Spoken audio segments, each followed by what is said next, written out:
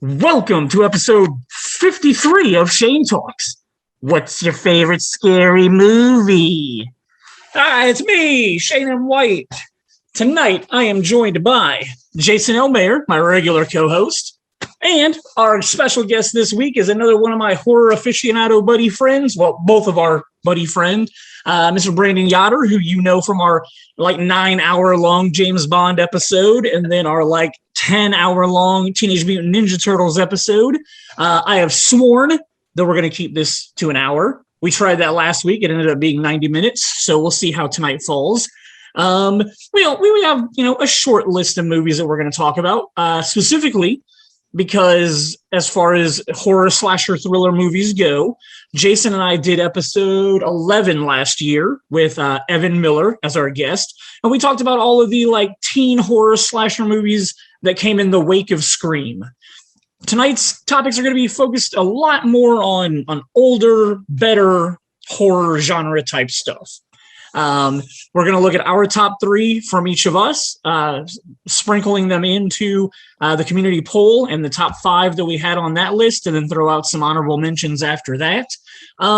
Tonight, continuing with my drinking NA's stuff, I have a non-alcoholic Sam Adams beer. It's called Just the Haze. It's a hazy IPA, not hazy, juicy, non-alcoholic IPA. So never tried it. I still will drink it out of a Sam Adams glass. Why are you shaking your head? IPAs. Yeah, not a fan of IPAs. I agree. But when you drink NAs, you got very few options. And it doesn't taste like an IPA. There's no dry, there's no bitter. It literally tastes like a light beer. It's fine. It's blah. All right, so that's what I'm drinking on tonight. Yeah, well, you know me. I push those NAs every time I can. I know Mayer's drinking Chick-fil-A lemonade, but Brandon, what juicy beverage are you drinking on tonight?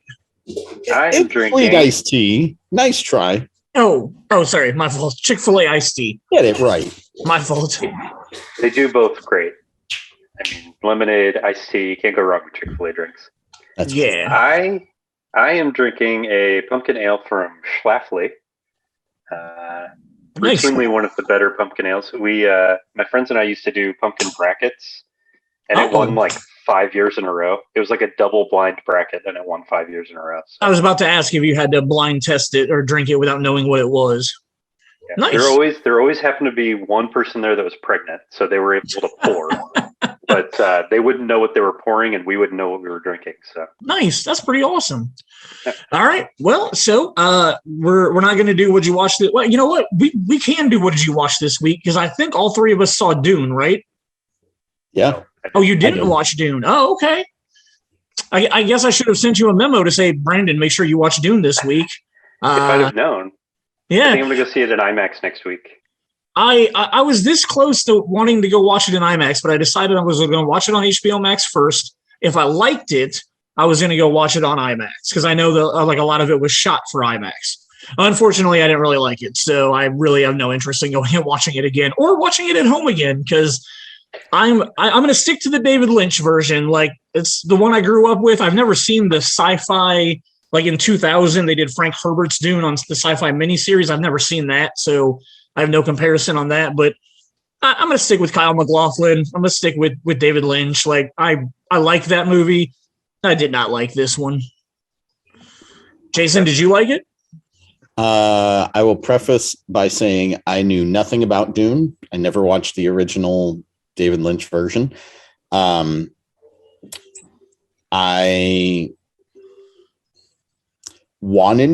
think I wanted to like this movie. It's very beautiful. It's a very well shot film. Some really cool, just scenery and stuff. And it eats up the scenery like crazy, kind of almost like a Lord of the Rings kind. But as far as the actual story and the characters, I was not engrossed at all.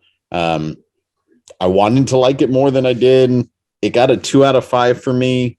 Typically, anything that's a 2.5 and above is good, in my opinion. And I'm willing to watch it a second or third time, maybe, or repeated viewings, obviously. But with this being a 2, I'll probably go see the sequel just because I saw this one. Sure. But yeah, I wasn't enticed by it. I know a lot of people who really enjoy it and said that it's a fantastic adaptation of the book.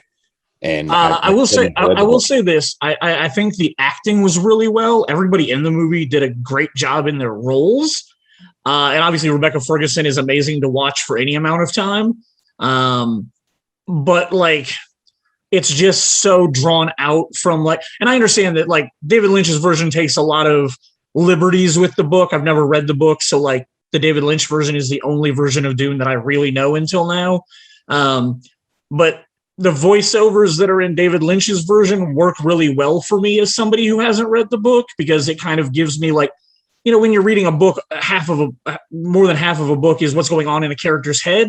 And I feel like that's how the voiceovers like transitioned in David Lynch's version.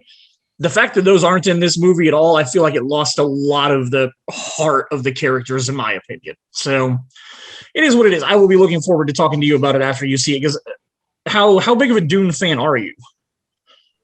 Not much. I don't really know a lot about it. I've always been interested, but I see that there are like 19 books that are all like 600 pages, and I'm like, pass. Yeah, I don't want to start pulling at that thread. That's one of the weird things about this movie. It just covers the first half of the first book. So I'm like, it's got to be long and slow. Like, yes, I had a very strong suspicion that I was gonna be very strung along with the fact that it says Dune Part 1. Yep. It never said that on a poster, on a trailer or anything, but once you're sitting in that seat and it says Part 1, I was like, oh, this is gonna be a long drawn out one. Mm-hmm. And then it's you know how some movies, even if you do know that they have it, like give you a cliffhanger ending. Yeah. I will say that this movie does, and I hope I don't ruin it for anybody. It doesn't have a cliffhanger ending. Nope. It's just a pause. Mm-hmm. I've heard that there's like no ending at all. It just none. It's just done. Something happens, and then everybody just kind of like walks out of the room, and it goes to credits. Yep, that's pretty much like they just start walking back in the desert again, and then it's done. Yep. So it is what it is. To be fair, this could be a thing where the second movie, then that's going to be, most of the second act and the third act. So that second movie might actually make this movie better. Could. Yeah, absolutely. It's possible. And that's the reason why I'm willing to go see it. So I will have to say, I think I was a little bit late logging on tonight, and it's mainly because, and you'll appreciate this, Shane, my wife was already watching Hallmark Christmas movies. And the latest one with Winnie Cooper in it had I was paying attention to the screen for a little bit too long after feeding my dog. I can get on that. I now I follow the Hallmark Christmas stuff on Facebook and whatnot. So like I've been seeing all their posts. Somebody's getting a phone call. And I'm trying to use my laptop as a touchscreen apparently. So I have been seeing the ones that they've been posting about the new ones this year. I think the last Saturday, the 23rd or whatever, was when Hallmark first started showing their movies. But I hold out until after Halloween.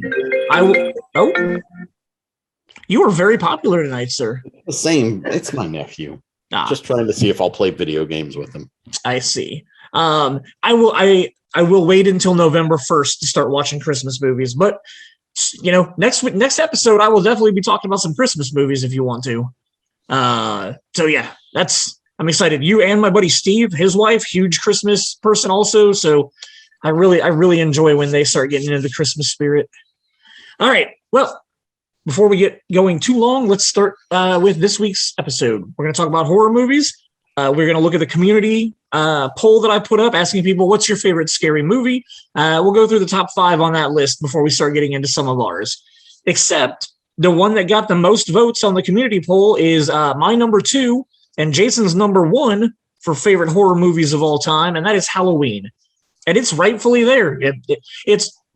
When we get to the second one on this list, I'll explain why Halloween is 2 for me, but Halloween was one of the first horror movies I ever saw. It was one that I enjoyed. the weird thing is I never would say that I was really like scared by it. I was probably, 15, 16, somewhere there when I saw it for the first time.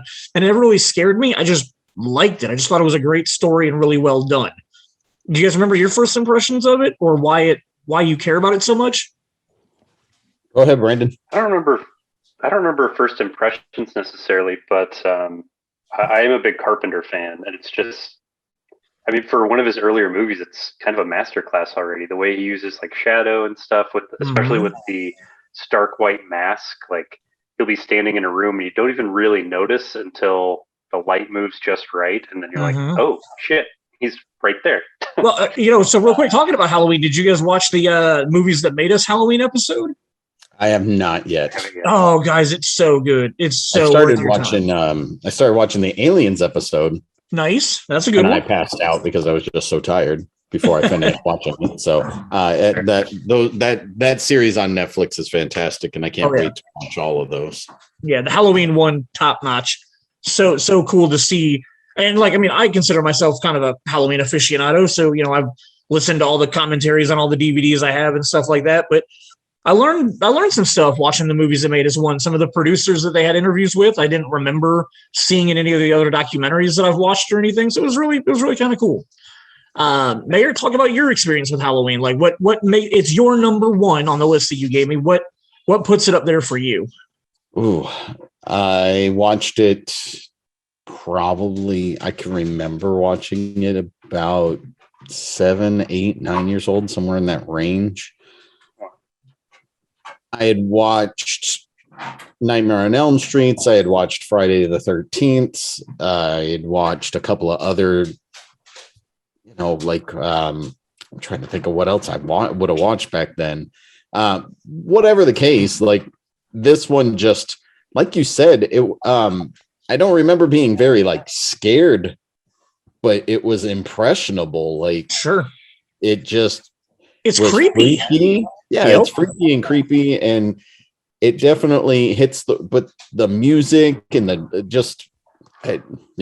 it deserves its spot at the number one for me, just because of, as Brandon said, it's pretty much a masterclass on how you make a good horror film. So for sure. And the thing that is so amazing about this film, the only time there's any blood is when he slices Laurie on her shoulder. The rest of the kills, like it's not like a torture porn, gore porn, anything like that, but there's barely any blood in this movie. That's why we made Consternate with so little blood. Now I remember. It's coming back to me now. Masterclass. This is how you do it. Well, we made Consternate because of the second film on the community poll, which is my number one all-time favorite horror movie, and I will get to explaining why in a second. Scream got the second most votes on our community poll. And it, for me, beat out Halloween as my all-time favorite horror movie because I, at 16 years old, was the perfect age when this movie came out. This movie spoke to me. It spoke to my generation. It spoke to anybody that liked horror movies. The way Kevin Williamson wrote it, the way Wes Craven made it all work. I was the right age, and it worked. It was so different. The Billy Loomis thing at the end was like, oh, I thought it was him all along. It wasn't him. And then sure enough, 5 minutes later, oh my God, it was him. Like the way that plays out, it is so well done. And I just happened to be the perfect age for it. If I had been 16 in 1978, Halloween probably could beat it out. I probably being age appropriate for high schoolers and stuff like that in 78 when that movie came out. I probably I love the movie, but I would have bonded with it more being age appropriate.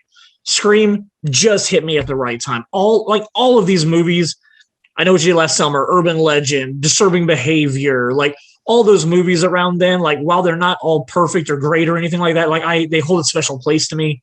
I love them. They're Scream copycats and Scream clones, which is why they aren't as high up on my list as Scream is, but Scream was so original for me. I just fell in love with it. Jason, it wasn't on your list either. Do you guys like Scream?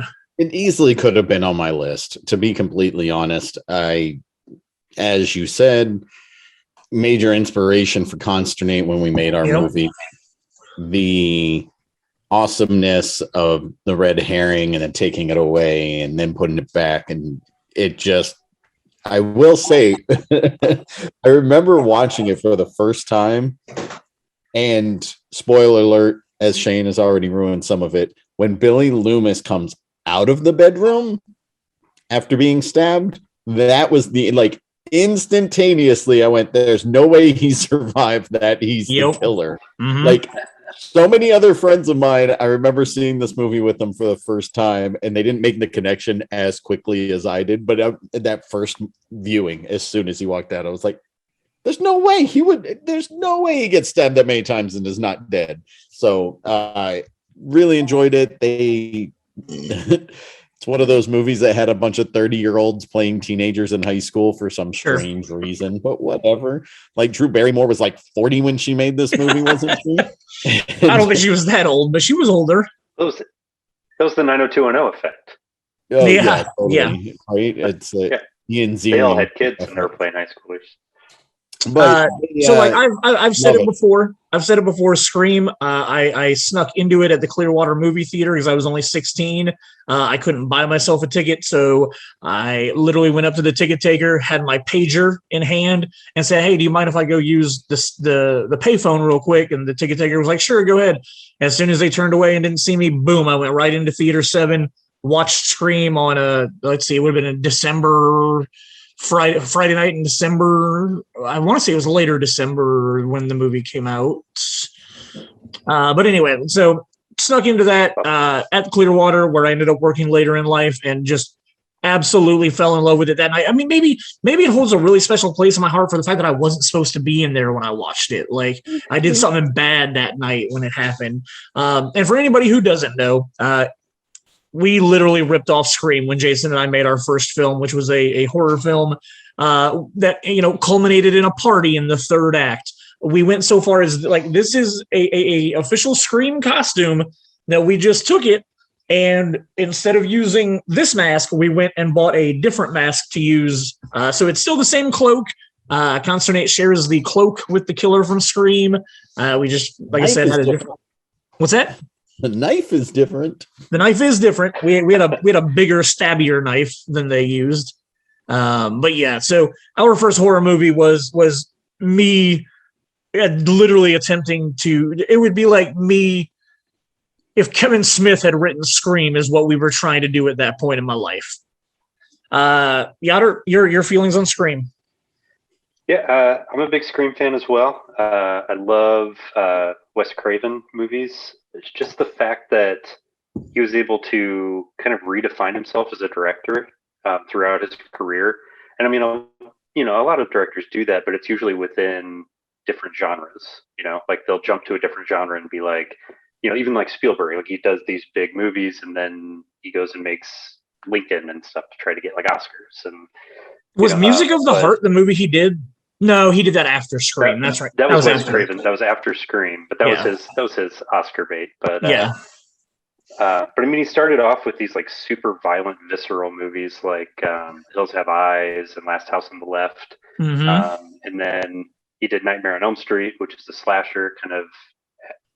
His career was kind of dipping, so he makes this and pops back up. Now he's on the scene again. And then his career's dipping again. He makes like Vampire in Brooklyn that. It's not a great movie. And then he makes New Nightmare, which introduces the meta, and then Scream, which kind of perfects the whole meta thing. Yep. And again, redefines his career. He does 4 Scream movies.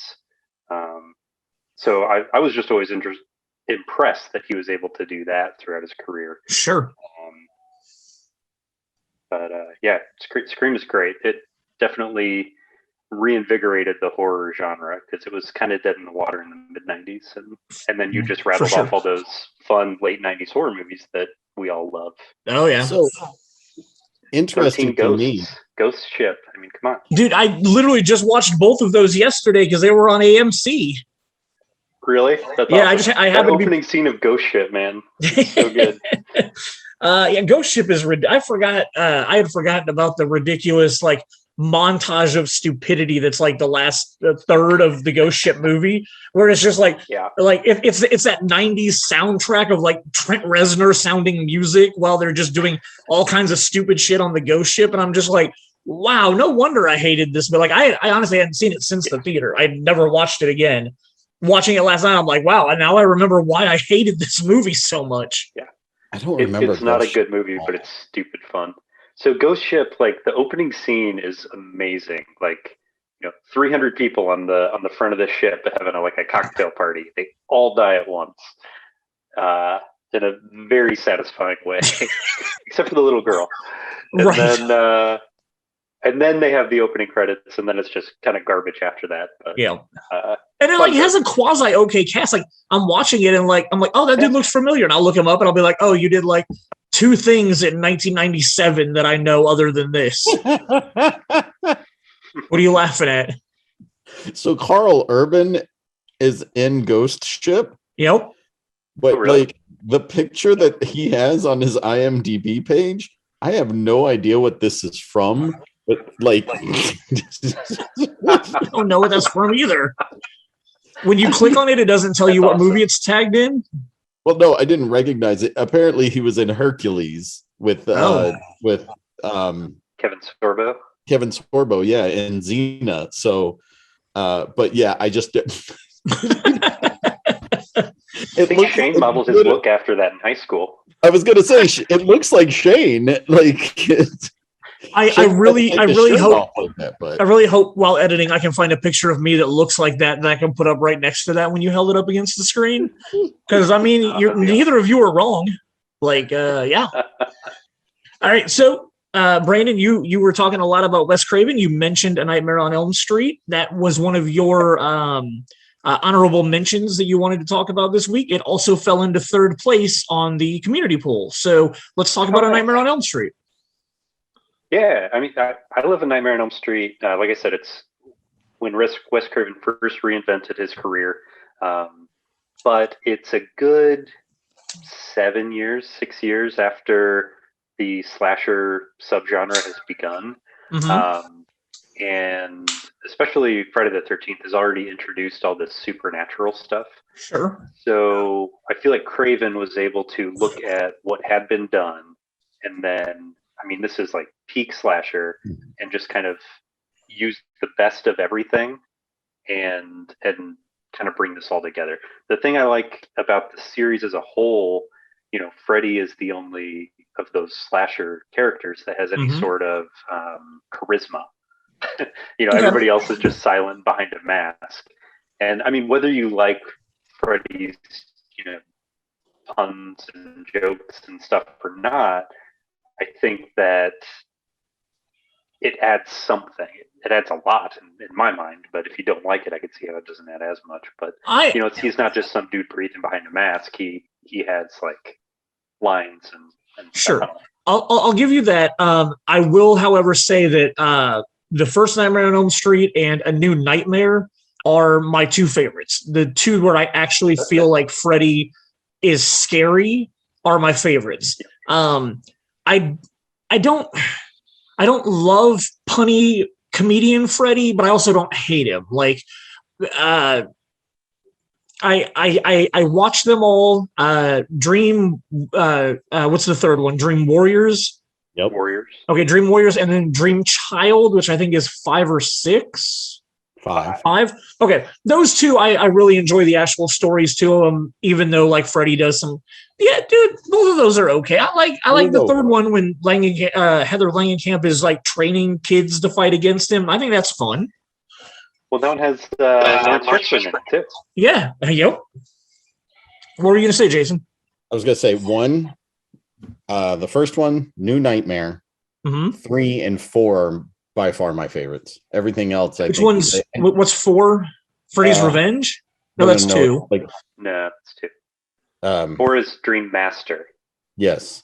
Okay. And it's like the girl who the blonde girl who can take all the powers from all of her friends and like channels them into herself.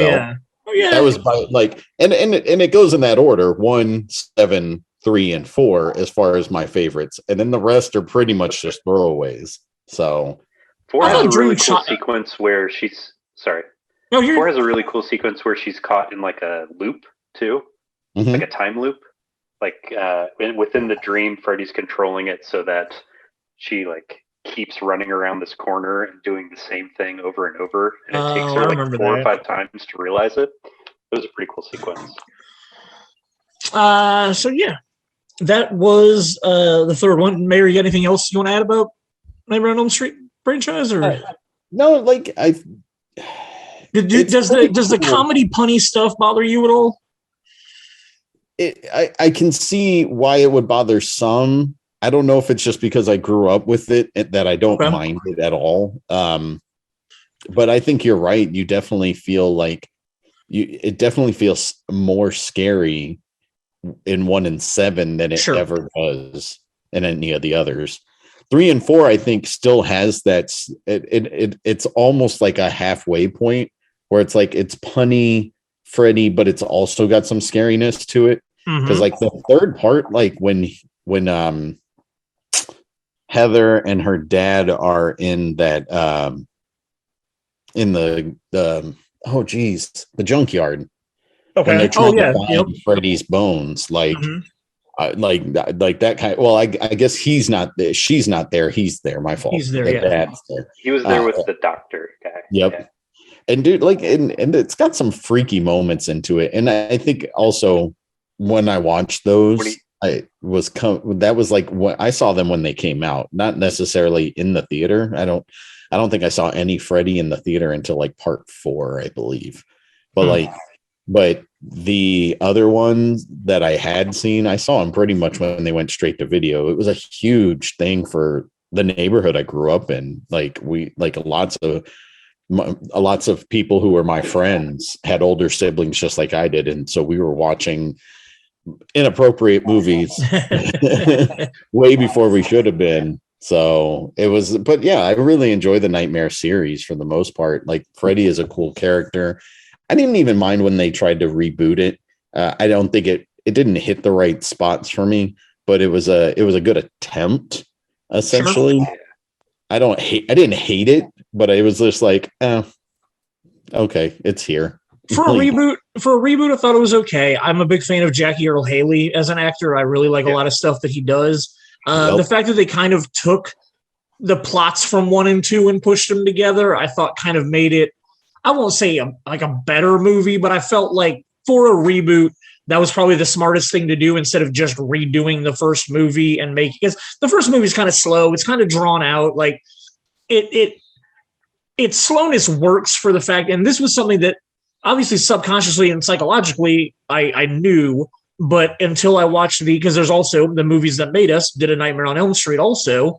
They never wanted you to know when you were in a dream sequence. So there was never anything that gave away that like they would just do regular cuts instead of any kind of like wavy pink lines or anything. Like you would see weird shit and then later put together, oh, I'm in a dream. I've lost where I was going with that. All right. All right.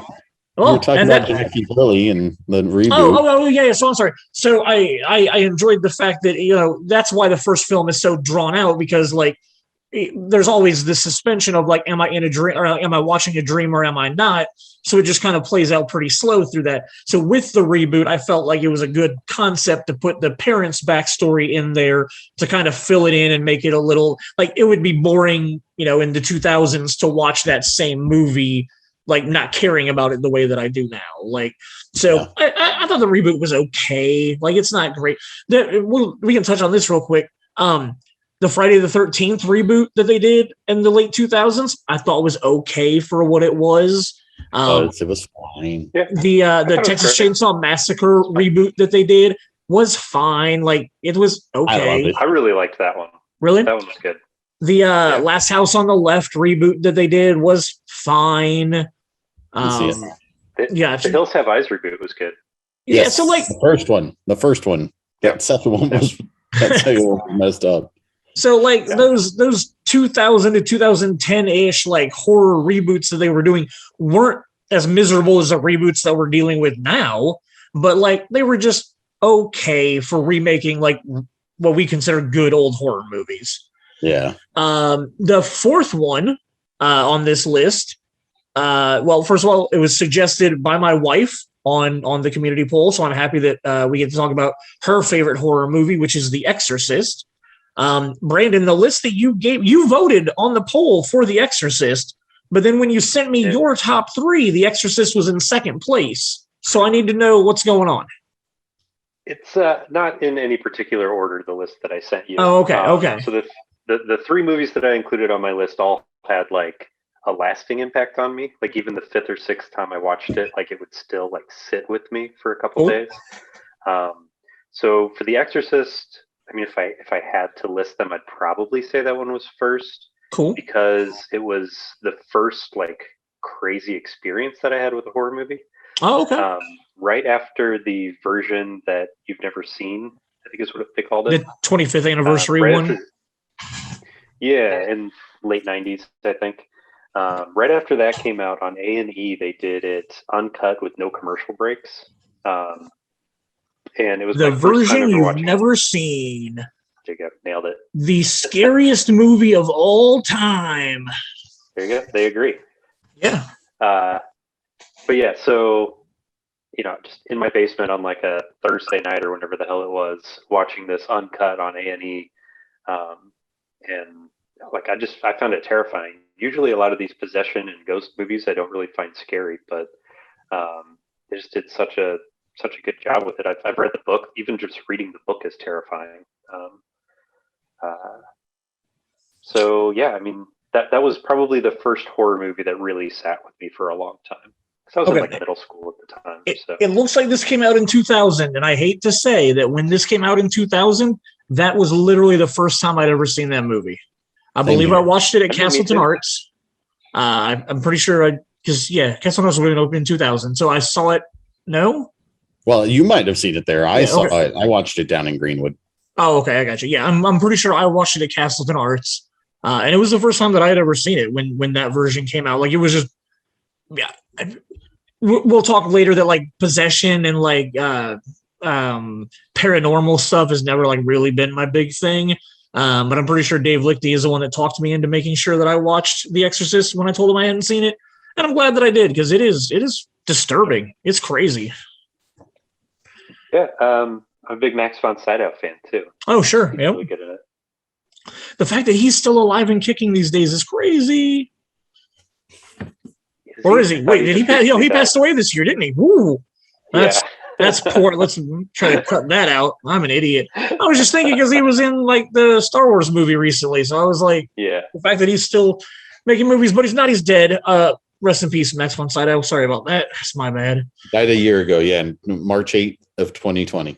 Yeah, there we go. That's my fault. All right. At 47 minutes. Make sure I cut that out. Way to bring the break down. I forgot that he was the Emperor in Flash Gordon. Hell yeah, he was. Yeah. He was in Judge Dredd. Wasn't he the bad guy in that? Yes. Yep. So Jason, your thoughts and feelings on The Exorcist. How do you feel about it? Really horror, awesome movie. Like I was trying. Is that one of the ones you watched when you were a kid? Huh? Was that one of the ones you watched when you were a kid? No, the first time I saw it was at Greenwood. Oh, okay. In 2000 when I watched that version. I think I had seen like bits and pieces of it elsewhere. And I know that it got parodied a lot in films. There was a movie called Repossessed. I don't know if either one of you have ever seen that. Leslie Nielsen working with the guys who did Hot Shots and like Airplane and stuff. And it was literally like a joking movie about possession. Oh, okay. And Leslie Nielsen plays the Max character essentially. And it's not a very good one of those, but it's funny for what it is. And so, you know, the amount of times that you see it, kind of like The Matrix, right? Like if you had never seen it, but then you watched anything in the 2000s, it was the stop motion turnaround Shrek moment or whatever. So yeah, like it just had been parodied so much by the time that I watched it. it's an unsettling movie, and I appreciate that. The other one that I thought was kind of unsettling is I'd never seen any of the Conjuring movies, but I ended up watching the latest one that came out. Okay. I think it was the third one that came out. Made me do it. Yeah. So I ended up watching that one, and I was like, it's unsettling as well. So everybody was like, "Oh, you need to go back and watch the first two, man. They're awesome." And I just never made the time. So I'm just The confused. first Like, one does some really cool stuff.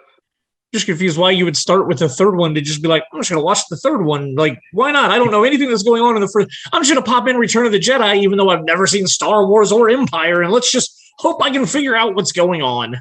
well, first of all, you can figure out what's going on. It's not that difficult. And second of all, I needed the hours while I was working at the theater. Oh, I see. Okay. It was one of those weeks where I was like, I haven't worked a whole lot this week because we were on reduced hours at that point in time. So I was like, you know what? I'll QC this. I'll throw that up. So Gotcha. That's That the was one- complete honest truth. So That was like before I knew anything about Harry Potter. I watched Harry Potter 6 because I built it and I had to preview it. And they don't really introduce characters. So I'm watching this movie and I'm like, I don't know any of these people. I don't understand the plot. I could have put these reels on in the wrong order. Nobody would have known. Nice. It was rough. That's hilarious. The movie that got the fifth amount of votes, I refuse to talk about because everybody's got jokes. And Nick Joy thought it'd be funny to say Sex in the City 2 was his favorite scary movie. So well done, Nick Joy. Ha ha ha. We're not talking about it. Let's move on to some honorable mentions. Friday the 13th. We've kind of touched on what I consider the big three. Big three is a thing in NBA now. The big three for me in horror: Freddy, Jason, and Michael. So we've talked about the other two. I'm a big fan of the Friday the 13th movies. In the same way, I'm a fan of A Nightmare on Elm Street. But I feel like I don't know how to describe it. Like, I feel like Jason Voorhees himself in 2 and on isn't as funny as Freddy Krueger, but the comedy of the people that he's killing is definitely ramped up more than in any of the Nightmare on Elm Street movies. Like, I feel like the characters in A Nightmare on Elm Street are trying to be serious, and Freddy is the comic part, but you flip that for the Friday the 13th movies where Jason Voorhees is always serious and murdering people, but the people he kills are just dumb, idiot morons that do very comedic stuff, like or the way he kills them. Sure, like in Jason Takes Manhattan when he literally punches a dude's head off. Like some of that ridiculous stuff is like 5 or 6 where he comes back to life because he gets his grave gets struck by lightning after the guy sticks the metal rod in him and whatnot. Like that's 6. He's not in 5. Oh, 5 is the fake one. Yeah. And you know what? For what it was, that well done for them to think of doing something like that. Like, that would have been late 80s, like 88, 89 maybe. Probably. You have a fake Jason Voorhees in a movie, like you completely ban. I can only imagine if I were growing up in the 80s and went and saw that expecting to see the next great Jason Voorhees movie, to find out I was bamboozled like that. Like, good on them. Like, that's something that I think would be kind of cool. The Jason series has always been fun. I remember, I'm pretty sure this might have been the first horror movie I ever watched, but I used to like watch horror movies, and then whenever the scary music would happen, I'd pull a pillow up over my eyes. Nice. And I'd hear everything. I just couldn't see what was happening. And then I'd put it down after the scary music was done. And I still got jump scared all the time, right? Because they have those like lulls in the music, and you're like, oh, I can take this. Oh, like, but yeah, I actually, the first one was, I mean, it's an iconic movie. It was cool to see them do something so original with the fact that it was a female killer, a mom who's grieving, and you never would have suspected that. Nope. So that was kind of cool. The second one, I like the second one. I think it's the second one. Second The one's second really one's, good. I don't remember it He's being living out like, in the shed. yeah, I Mhm. want to say that like it's not very slapstick. I don't remember. The second No. one was pretty much, but the third one by far goes to silliness because of the 3D that they were 3D. adding Yep. to it. Yeah. And it's silly 3D, but it was fantastic when we saw it in Oh, yeah. stereoscope 3D. So Dude, 1, that 2, and was 3 are a cool. lot of fun. Like are legit movies. I would watch any of 1, 2, and 3 anytime that they were on. I loved too. 6. Four's good too. I like 6 a lot, and I think a lot of the reason why I liked 6 is the one where like, wait, no, I don't think it's 6. I think it's 7 is the new beginning, because 7's the Is one that where where he fights? No, which one's New Blood? Is where he fights the Carrie ripoff girl. that's sorry, yeah, you're right. Yeah. 7, that's 7, and I enjoyed that. Like him fighting the telekinetic girl was kind of cool. So like the fact that she raises him up out of the water and Yeah. and because he was tied down by Kevin Bacon in the 6th one. And No, Kevin Bacon died in the first one. Yeah. Yeah, Kevin Bacon dies in the first one. who is it? Somebody big ties him uses a chain around his It's neck. Corey Feldman. Feldman was in 4. He came back at the beginning of 6 because he's the one that like resurrects him or whatever. Oh, But okay. I don't think he's in it very long because he was busy doing something else. Right. I will say that. So last year when I bought,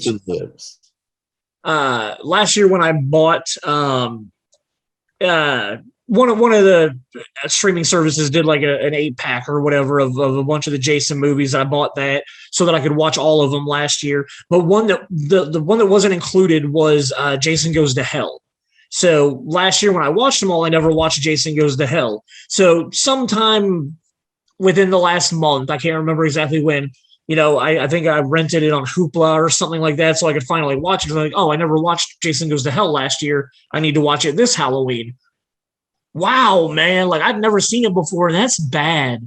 That movie is terrible. Yeah. Jason Voorhees' soul jumping from person to person. Like, it was like that worm thing. Yeah. Like, wow, that was bad. When I did my Jason Voorhees or Friday the 13th marathon, Jason Voorhees plus his mom, I'm glad that wasn't a part of it because that would have been a real sour note to end that like week on when I watched them all. Like Jason Goes to Hell is terrible. Well, and Jason Takes Manhattan, Jason Goes to Hell, and Jason X are all like they went to the slapstick USA Up All Night version of horror movie with those. Well, and the funny thing is I actually did end up watching Jason X last year when I did my marathon, and for whatever reason, well, I know the reason. The reason I don't hate Jason X is the fact that it was John Carpenter's idea, because in the 80s, they asked John Carpenter if he would come back and direct another Halloween film. And his response was, the only way I will ever do another Halloween film is if they cryogenically freeze Michael Myers, shoot him into outer space, and in the future, a bunch of astronauts find him. And so the fact that became the plot for Jason X, I think just because I know John Carpenter created it, I can't hate it. But it's pretty bad. It's bad. That's fair. I guess. Yeah. But Freddy versus looks like a Jason made-for-TV movie that was shot in Canada. Freddy vs. Jason, I just recently watched within the last 2 weeks or so as part of my Halloween movies I've watched this month. I hadn't seen it since the theater. It's still pretty dumb. It's blah. It was really my first exposure to either of them. Oh, really? Okay. Yeah, because I had never I was familiar with them, but I hadn't watched through the series or anything. So that was the first movie that I really got a taste of them both. So. Yeah, I mean, I just remember when I was watching it, I was just thinking this isn't the plot that I would have done to bring the two of these together. Like the way they made them, Freddy decides to send Jason to Elm Street to kill. I just feel like they could have found something better to do. I don't know. It is what it is.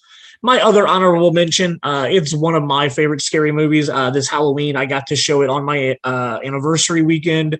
My wife had never seen Candyman before, so I got to show her that. And it's weird. Maybe I've just seen it so many times now that I don't really think it's a scary movie, but I just think it's such a good horror film. Like the way that Candyman fucks with Virginia Madsen throughout the film. He's like, you're going to do what I want you to do, or I'm just going to keep killing people around you and make it look like you're doing it. Like the way he psychologically tortures her throughout the movie, like is almost more scary to me than any of the jump scares that are in it.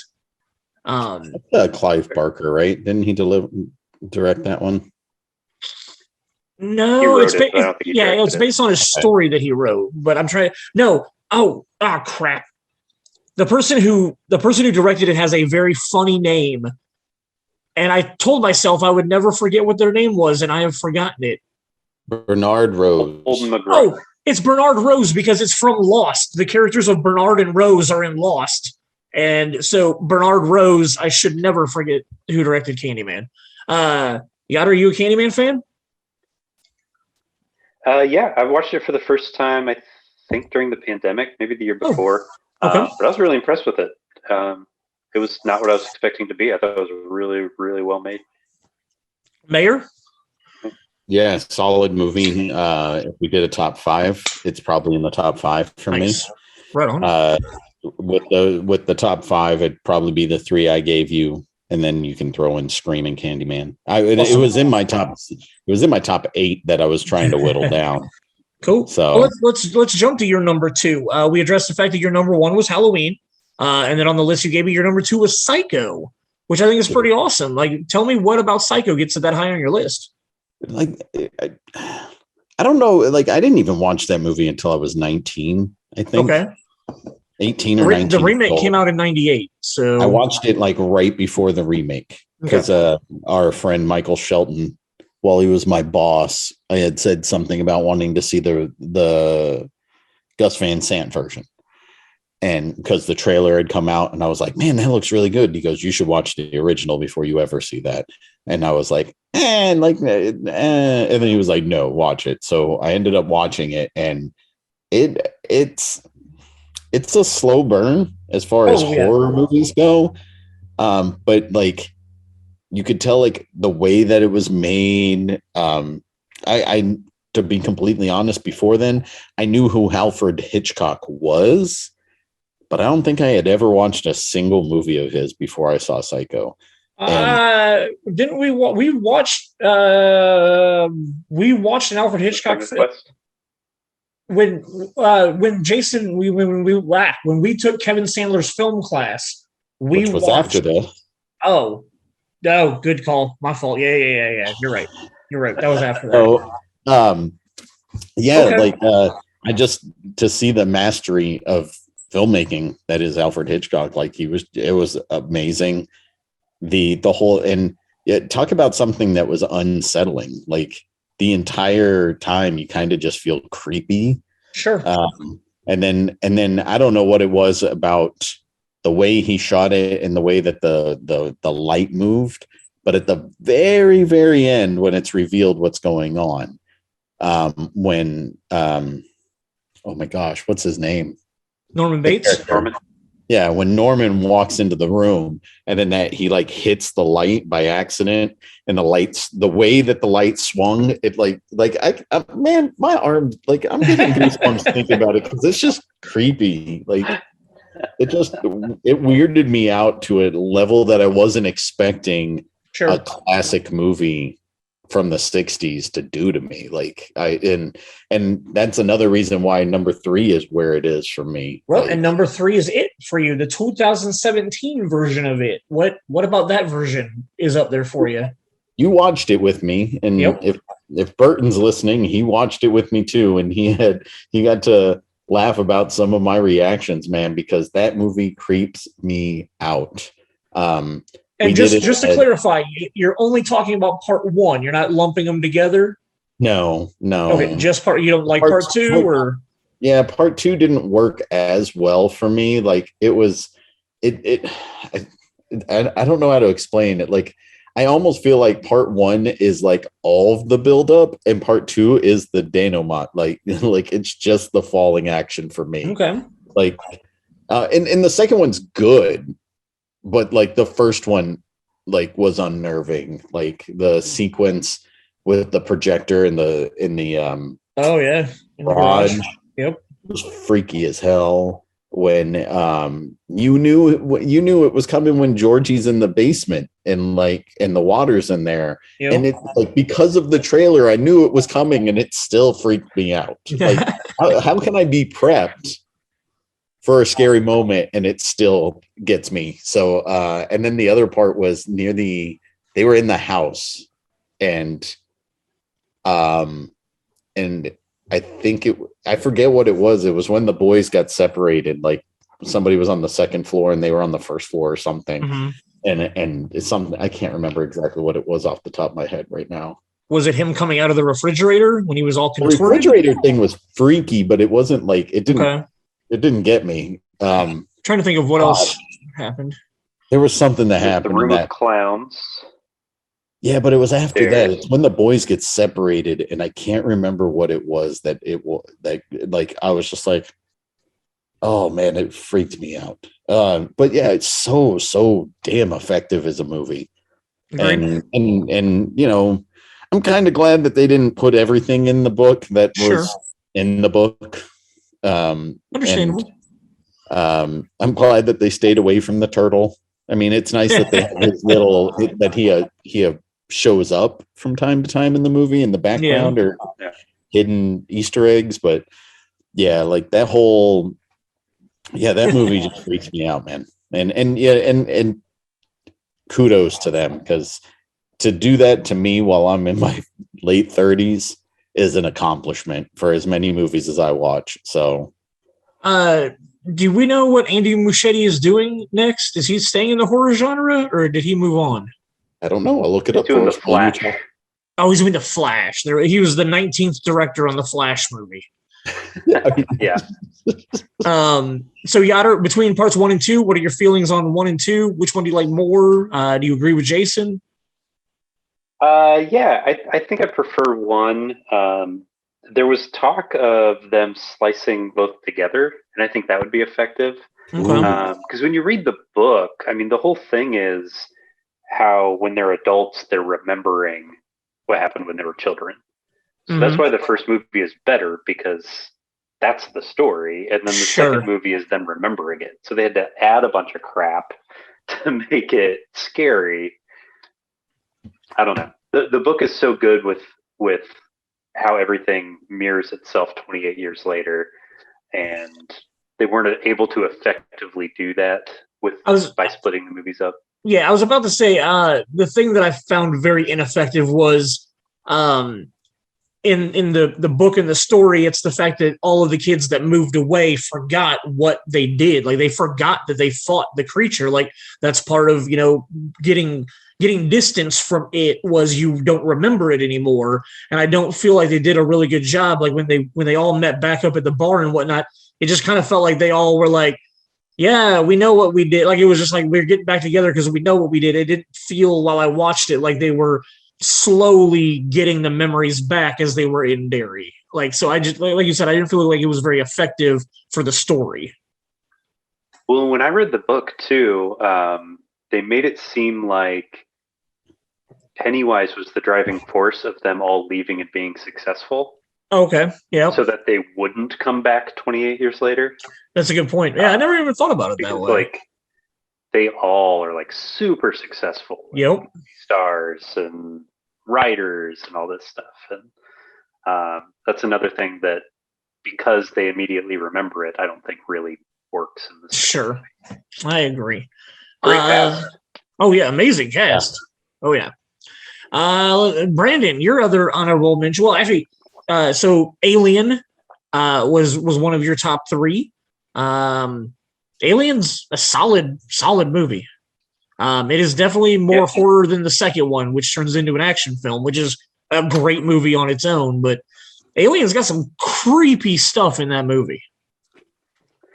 Yeah, I mean, honestly, it's a lot like Halloween. They always call it like The Shining in space. I mean, it's obviously like a big horror house, or horror house. That's not a thing. Haunted house story. Mm-hmm. But yeah, I mean, it's kind of the same way, where you don't really get a sense of the alien right away. He's always like hiding in, the rafters and stuff like that. But it's very effective. I love space horror, And I don't think Mhm. you get any of those without Alien. Like, you don't get uh, oh, why am I blanking? Event Horizon without Alien. Oh, You don't dude, Event get, Horizon, yeah. yeah, even like That something like Deep Rising. I don't think you get that without Alien. Like you roll your eyes at Event Sunshine, like Horizon, Mayor. Like you're not an Event Horizon fan? Because I'll I be would- honest, the first time I saw it in the theater, when I was expecting Alan Grant in space, and I didn't get Alan Grant in space, I didn't like the movie. It took Zach Proctor to get me to watch it again before I appreciated it for what it was. Maybe I need to see it again. All I can remember is the one and only time I've seen it was in the theater, and it was right after Jurassic Park. So you're probably right. Like I was like, oh, it's the guy who was in Jurassic Park. I Yep. should go see this.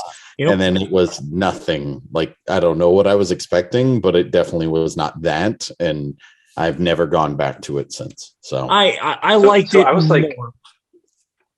Go ahead. I was like 11 when it came out. And so the same thing. I was like, oh, the guy from Jurassic Park in a space movie? Hell yeah, sign me up. And my friend and I just walked up to the box office, bought a ticket to this very hard R movie. Oh yeah.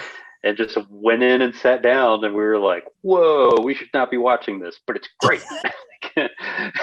Well, and this is minds like this is one of those movies that I've read a lot of articles about the fact that there is like an NC-17 version of this film. The original cut that they turned in was far worse and far more graphic than what even ended up making it into the movie. And I'm like, I want to see that version of the film.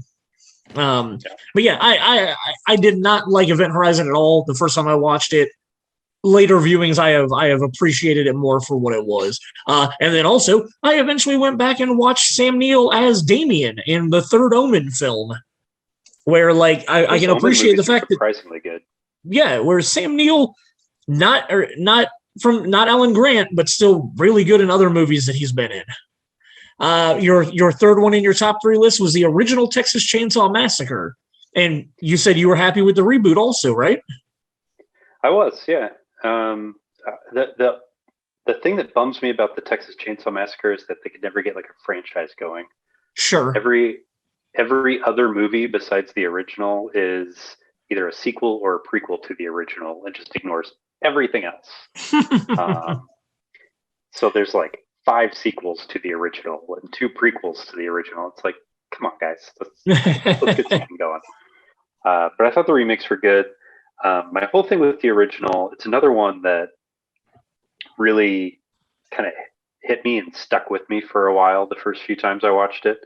Well, that's not true. Not the first few times I watched it, but when I rediscovered it in college.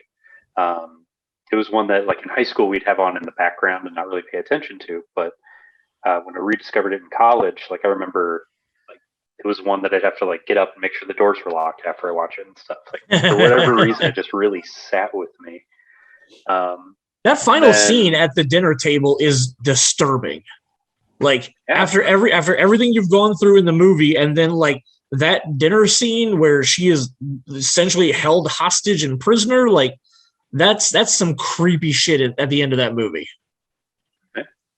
Well, and it's one of those movies where I've watched so many like things about how it was made, and like, you know, it was just guerrilla filmmaking, and that it turned out that well is just amazing.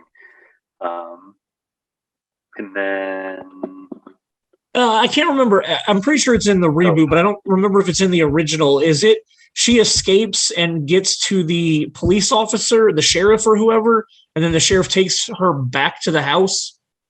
Like you find out that the sheriff is in on it? In the original, she gets back to the gas station with the creepy attendant where they bought the barbecue at the beginning.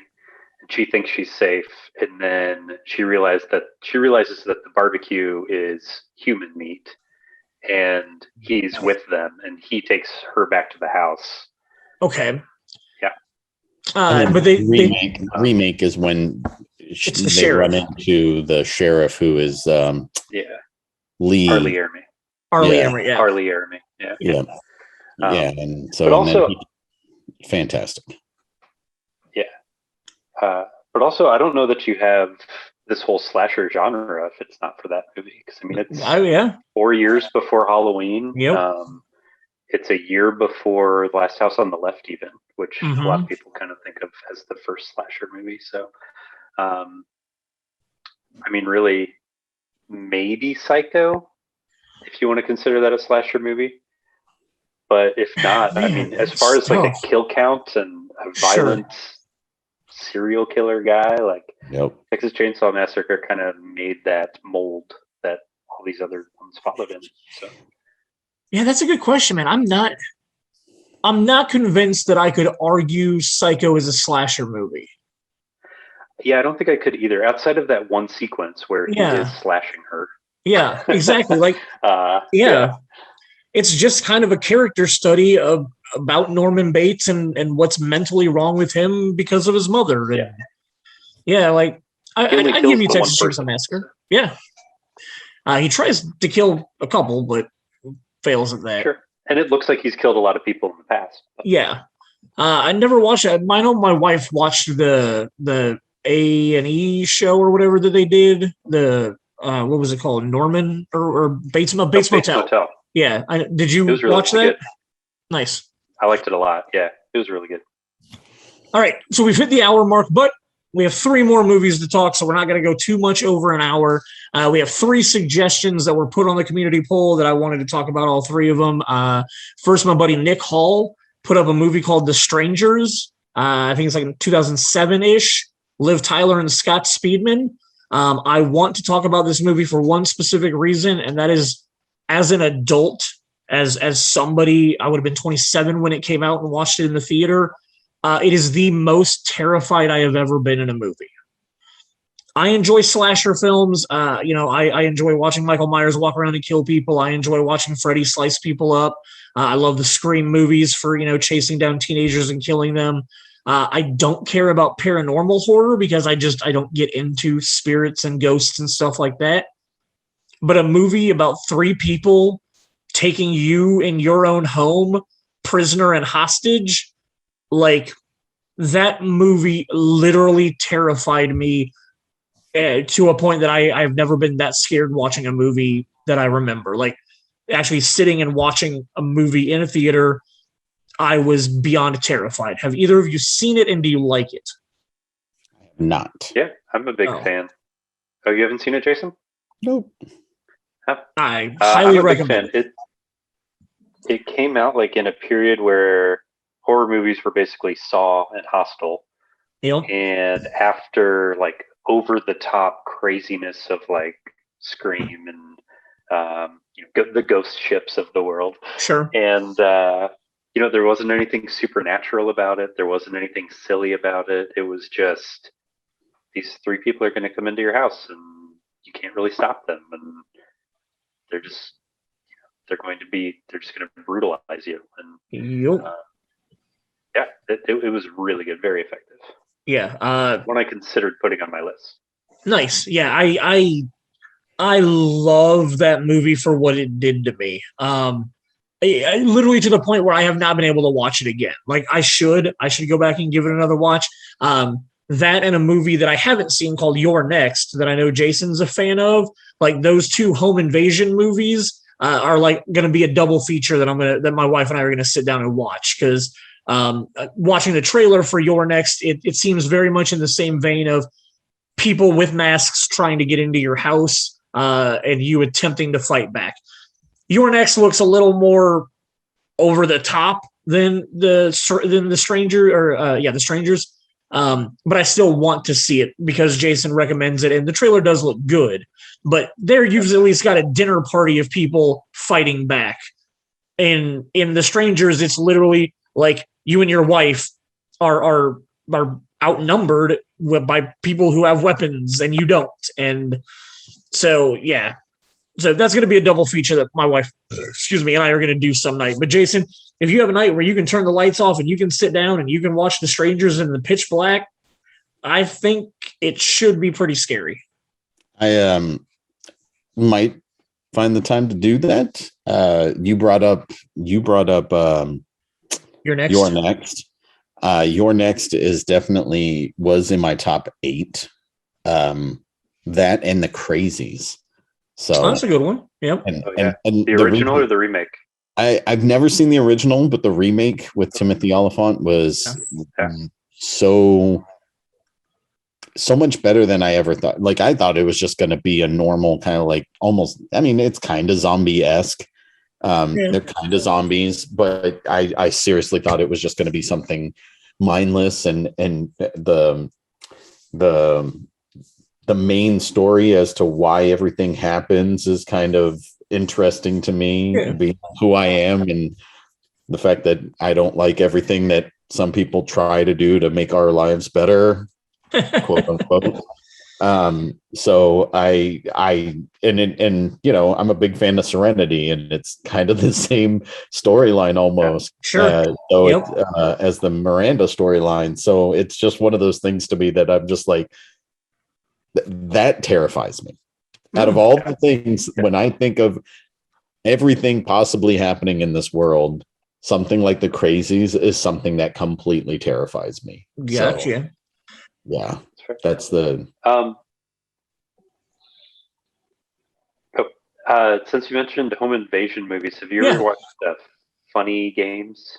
Yes. Yep. I've seen both versions. I've seen the original Swedish one, and the Naomi Watts remake was really with what's his name was really good. Not Naomi. Yeah, Naomi.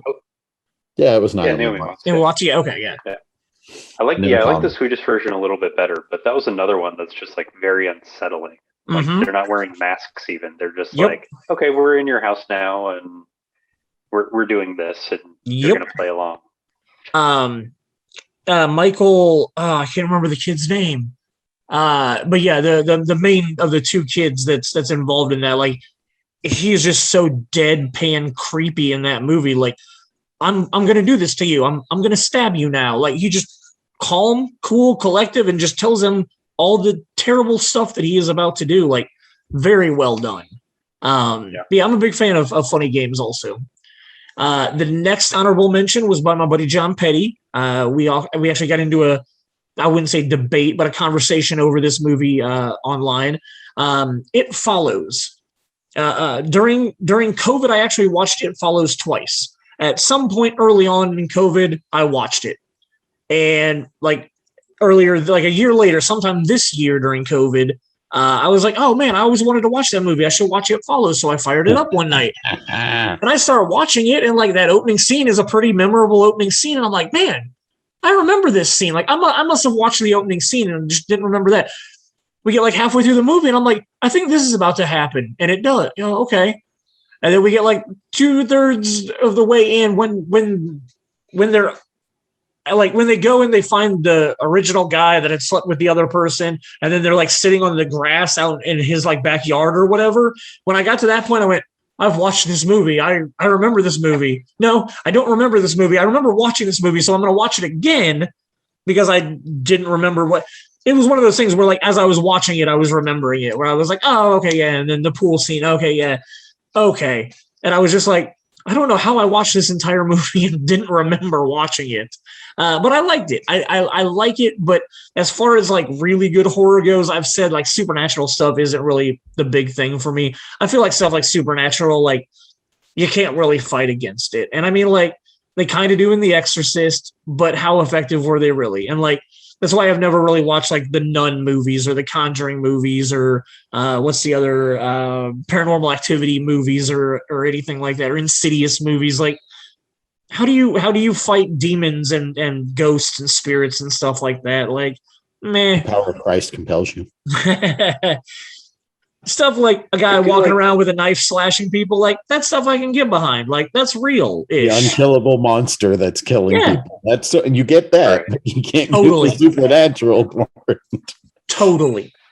But I think that's also why I like the Scream movies so much. Like watching them and wanting to play detective and see if I can solve who the killer is before they unmask it. Like, I enjoy those type of slasher movies. And what's interesting to me about the Scream series is really, Scream 2 is, in my opinion, almost superior to number 1. Like, I feel like the sequel to Scream is really damn good. I agree, and it's got Timothy Olyphant in it. Well, and it doesn't. What's the word I'm looking for here? So a lot of times sequels remake themselves, Sure. but it's just kind of like not as good as the original. Whereas this one's literally almost remaking itself, and then it's like it's right there. It's right there for me. Like I could almost say that 2 is better than 1. I won't, because I think 1 is a better movie overall, but like 2 has some moments in it, man, that are like really, like that opening sequence was awesome. Yep. The cameraman in 2 is probably my favorite part. Like the cameraman's hilarious. Dwayne Martin. Yeah, and then the whole like sequence of them trying to get out of the cop car after the car crash is like crazy. Yeah, like, to this day, that's really one of my only big complaints about Scream 2 is why you don't rip that mask off once you're outside of the car. Like why you run away and then decide to go back. Like literally when both of us are on this side of the car door, I'm ripping that mask off no matter what. Like, I agree. Like that's it's just nitpicky, but it just bothers me that like, and Nev Campbell or Sidney Prescott in 3 and 4 never would have done something that stupid. Well, but you know what though? Like you look at that, right? Can you remember the first time you watched it? The first time I watched it, I didn't think of on subsequent on repeated viewings. Yeah, I'm sitting there going, "Oh, she should have taken that mask off." But while you're sitting there for the first time, like completely into the movie, and she doesn't do it, you're just like, "Oh, thank God they got out of there." Yes, I agree. Well, and let me give my quick Scream update. So last weekend, as part of my anniversary weekend with my wife, we went to Scarlet Lane Brewery to do their Stabathon, where we were supposed to watch all 4 of the Scream films in one night. So a couple of things went wrong. First of all, they started the event at 8:00, and they didn't actually start at 8:00. They were at 8:00. They made the announcement, not everybody's here yet, so we're going to give people a little bit longer to show up. So exactly. Like I looked at Caitlin and I'm like, they fucking know what time this starts. Like be here at 8:00 or you don't care. So they didn't start it till like first one. If they're going, it's not like people are going to a Stabathon if they've never seen the first one. Agreed. So it started-ish at 8. The brewery itself was open to the public till 10. So literally anybody that wanted to be there could basically watch the first movie for paying nothing, like other than what they're drinking. So anyway, so they started closer to like 8:20. And my math on this already, like before we even went, when they had it listed from 8 p.m. to 3 a.m., I was like, that math doesn't really add up because most of these movies are close to 2 hours. They're all like 145 to 150. And I'm like, we'll see what happens. So they already started it late. So the brewery was pretty much packed when they started it. It was really cool. Big crowd. Everybody loved the first one. That's great. By the time the first one was over, like I said, if you didn't have the wristband, they were kicking people out at around 10:00.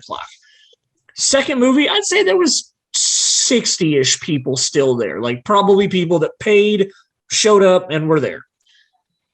When Scream 3 started, there was 6 of us left. That's because everybody knew the 2 good movies were over and they weren't staying for the 2 bad ones. So 6 of us, three couples, stayed and some employees and whatnot were there, watched the third one. As soon as the third one was over, all 6 of us got up out of our chairs and we kind of looked around at each other. And the guy that was in charge was like, who's staying for the 4th one? And at this point, it was 2:10 in the morning. So we all kind of looked at each other and we were like, I mean, I think we're all going to go. So we only got to watch the first 3. I wasn't in the mood to stay up till past 4 in the morning because even though I do like the 4th one, I was exhausted. I had worked all day, and then going and doing this was a blast. But I at least got to watch the 3 of them with a fairly good group of people to do it. So that was a lot of fun. But yeah, sucks that I wish they had started it at 7 because then it actually probably would have been over at 3 in the morning, and that would have been more okay. I also wish they had kind of tightened things up, not showing all the credits and maybe just because they also gave 5 minutes between movies for people to go to use bathrooms and stuff. And I'm just like, we could have tightened this up a little bit better, but it was still a blast to go to. Shane, you just got to run your own Stabathon in your backyard next year. I think that is a great idea. I actually Because anybody who doesn't know, every year I do watch all four of them. I attempt to watch all four of them. Previously, I would watch all three of them together in one night. My friend Ryan Miller has done it with me before. My old roommate Lindsay and I did it 2 or 3 years together. Watching it when Lindsay and I did them, I think there was only because we lived together after the fourth one came out. So we would watch all four of them together. I was actually asked this year if I was going to host one in my backyard because I have a fairly decent patio with a movie projector and a big fire pit. And I unfortunately told my friend that I asked that I was not going to do one this year because I was doing the Scarlet Lane one. Kind of wish I would have just done my own. Like I said, it was so fun. I got to watch the first movie with like over 100 people. So it was fun, people were laughing at the right times and cheering at the right times. And during the first movie, they actually had an employee dressed in the Scream costume who would like peek his head out around the screen, or like at the scene where the guy runs through the hallway at the school, like he ran around the corner from the screen and ran through the like crowd of people and whatnot. So for the first movie, they had a lot of fun with it. At one point, like I'm sitting there watching the movie, Caitlin taps me on the shoulder and I look over and Ghostface is right here next to me. So like, that was pretty funny. I found out later that he had attempted to like scare her and she just laughed at him. Like, I didn't even hear her laugh, but apparently like he tried sneaking up on her and getting up in her face and she looked over and apparently laughed in his face, which I wish I had seen. But yeah, so it was a good time. It was fun, but we only ended up doing 3 out of the 4 movies. Anything else to say about It Follows?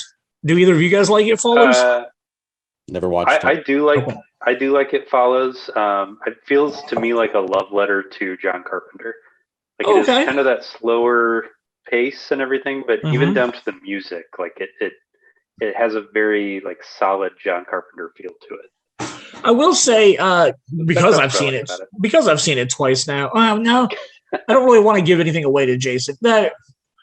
I know it. Yeah, like it's all about like premarital sex and jumping from body to body, right, or something along those lines. Because essentially, if you have sex with somebody who has this demon thing, like the person that you have sex with, you'll see them following you. Essentially, like until you sleep with somebody else, like it's kind of passing it along, but then whoever you pass it along to is haunted by like a spirit version of you, type thing.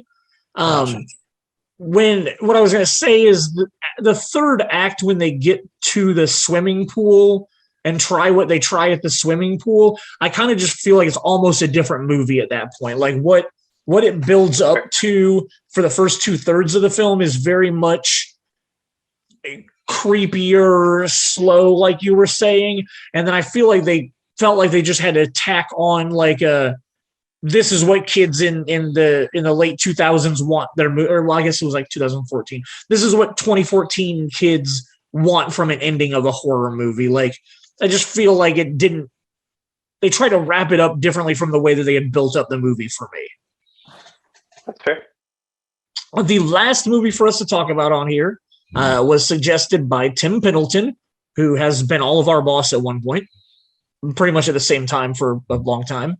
His suggestion was 28 Days Later, which I am not a big zombie person, but I don't mind this movie. I like this one far better than 28 Weeks Later. Like, I didn't like that one at all. Cillian Murphy is good in this, but again, like, just zombies aren't my thing. Like, and again, like, I mean, I like Zack Snyder's Dawn of the Dead. Like, when he did that one, I thought that was fine. And like, some of the Romero zombie movies are okay for what they are, but they're not the movies that like scare me. Because again, like supernatural stuff, zombie stuff, I know it's not real. Like, until I see a zombie in real life, I'm not going to be scared of one. But 28 Days Later, for what it was okay, but I wasn't a huge fan of it. Do either of you guys like it? I liked it. I think it was an awesome version of putting a spin on the zombie apocalypse. Okay. He thought Cillian Murphy was great in the movie. It's fine. I watched it, enjoyed it, but it's not something I've ever watched since. Gotcha. Yeah, I watched it a lot for a while there. I liked it quite a bit. I think it bogs down a little bit in the third act when they get to that like army base or whatever. Yep.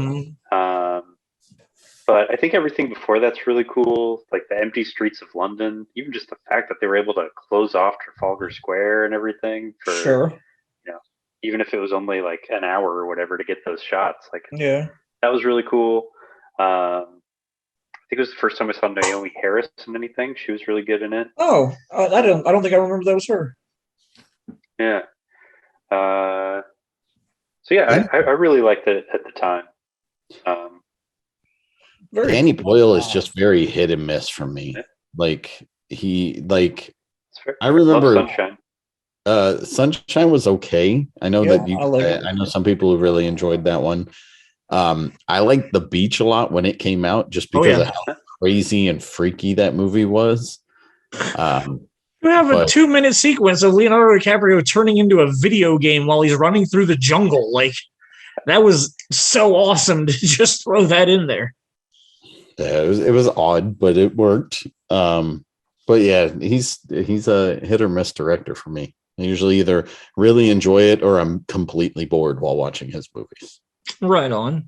Yeah, didn't he do like 187 hours or whatever that one's called? That was a little boring. And oh yeah, one with James Franco, 127. Oh, James Franco, where he chews his arms off. Yeah. And then what did he do? $1 Million Baby, or not $1 Million Baby? The Who Wants to Be a Millionaire? Didn't he do that? Yeah, Slumdog Millionaire. Yeah. Yeah. That one didn't really do anything for me. I liked that one. I enjoyed Slumdog Millionaire. Yeah.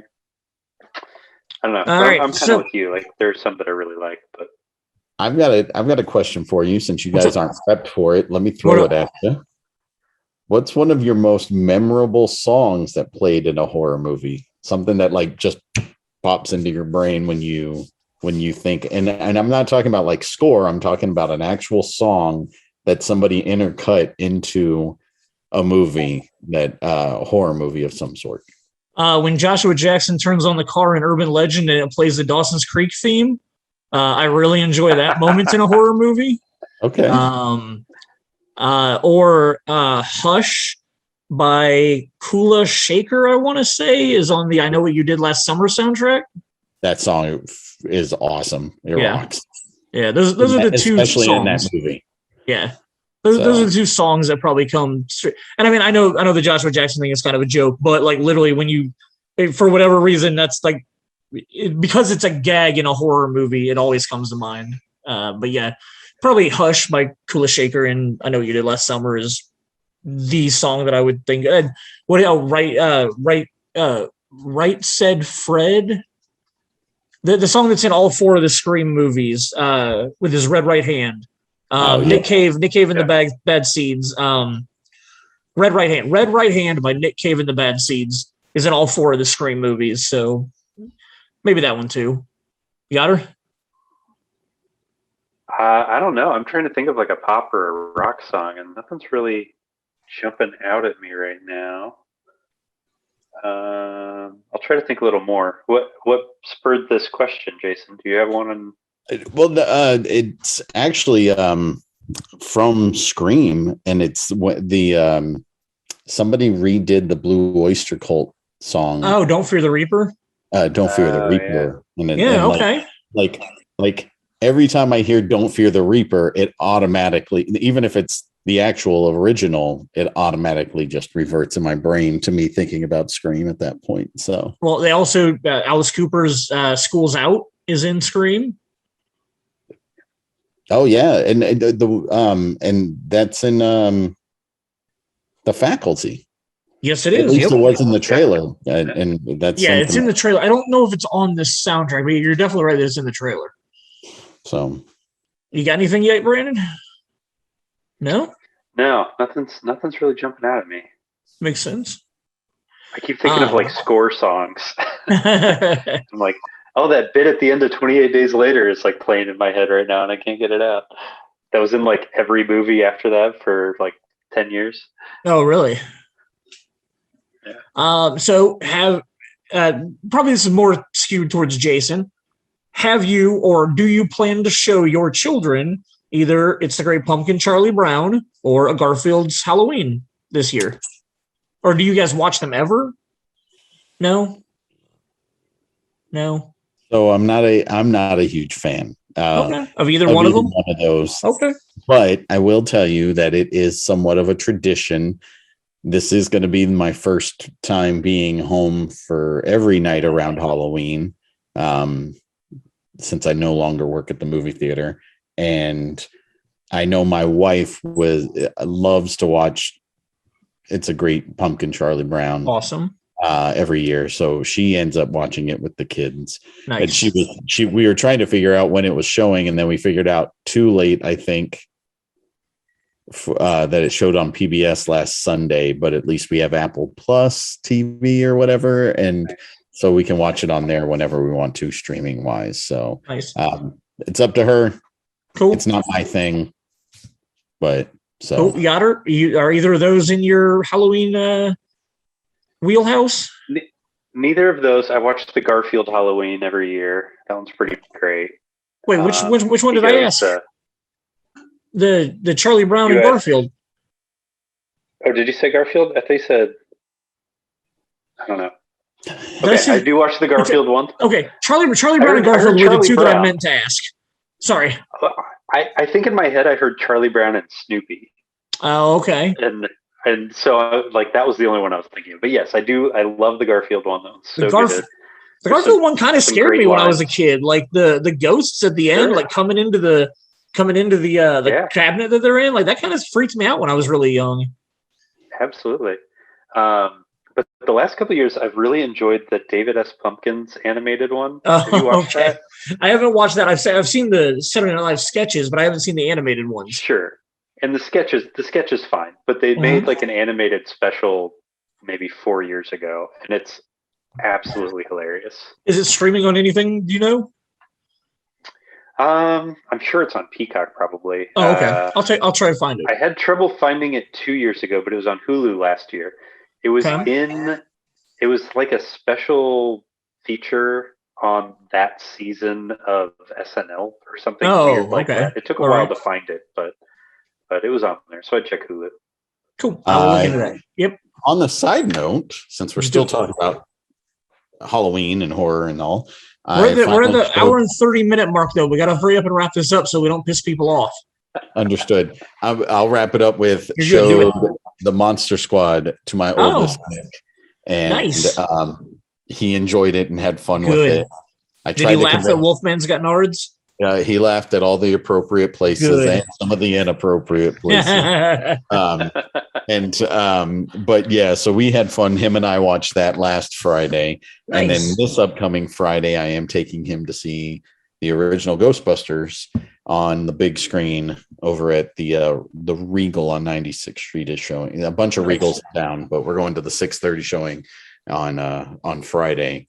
And I'm excited to see that. So I actually saw it on 35 millimeter when we showed it at Clearwater. I still have frames from that because when we QC'd it, the employee screening, we had a brain wrap, and it's actually nice nitrate film that brain wrapped. And so what Devin had to cut out of it, I took some of. So I still have some actual 35 millimeter nitrate film from Ghostbusters.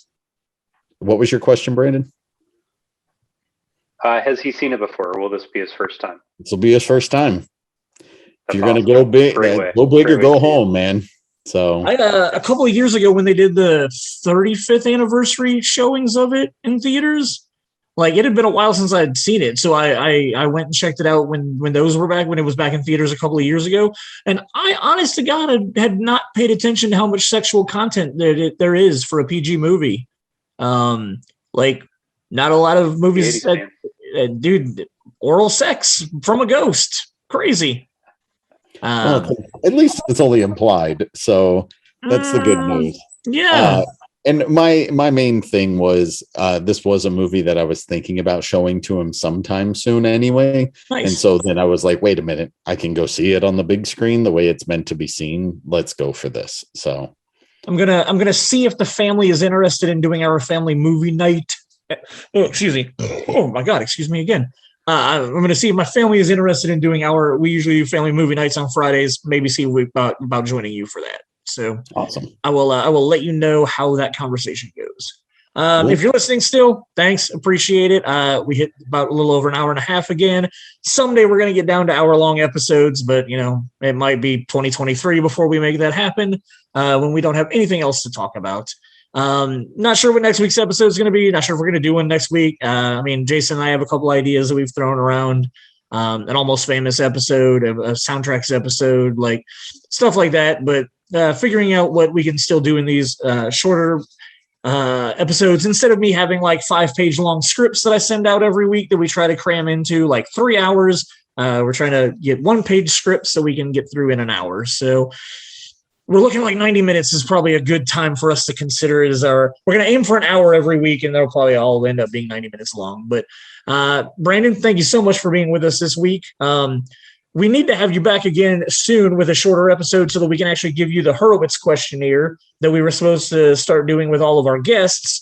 Got some questions that we want to hear your answers to, but I had a feeling we wouldn't get to it tonight, so I didn't even send them to you. We need to just going on. But we need to just have you back. Something where we're going to talk about 2 subjects, and then we'll go right into and then we'll go right into the questionnaire for you. So yeah, pleasure having you on, man. Always fun. I'm glad we kept it under 4 hours this time. Yeah, you don't have to split this one up. Yeah. So thank you very much for your time, man. Always appreciate having you on. Mayor, it's been a blast. I may or may not see you on Friday. But yeah, thank you guys for listening. We'll talk to you guys next week. Good night. Thanks, guys.